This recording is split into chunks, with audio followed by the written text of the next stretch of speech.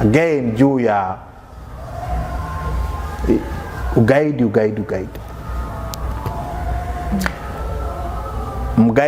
Gaidi kwako kwa mwenzako ni mpigania uhuru.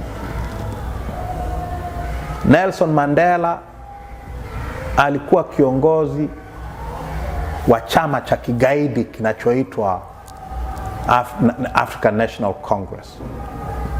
Ameondolewa katika listi ya magaidi iliyokuwa huwa inaandaliwa na serikali ya Marekani mwaka 2008. Alishakuwa rais, akastaafu, bado yuko kwenye listi ya Marekani ya magaidi. Amekuja kuondolewa 2008. Yeye pamoja na viongozi wenzake wa African National Congress. Condoleezza Rice alikuwa waziri wa mambo ya nje wa Marekani wakati huo.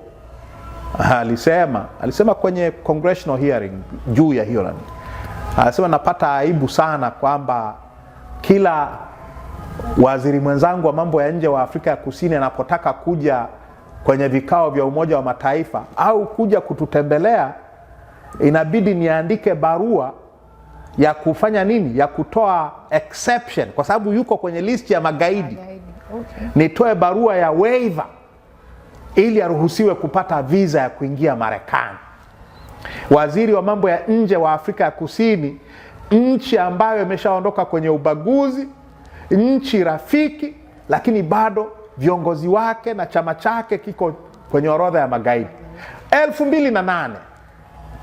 Kwa gaidi wa leo anaweza akawa kiongozi mtukufu wa kesho, kama ilivyokuwa kwa Mandela, kama ilivyokuwa kwa Menachem Begin wa Irgun Zvi Leumi na waziri mkuu wa Israel, kama ilivyokuwa kwa Yitzhak Shamir, kiongozi wa genge la Stan la kigaidi, waziri mkuu wa Israel.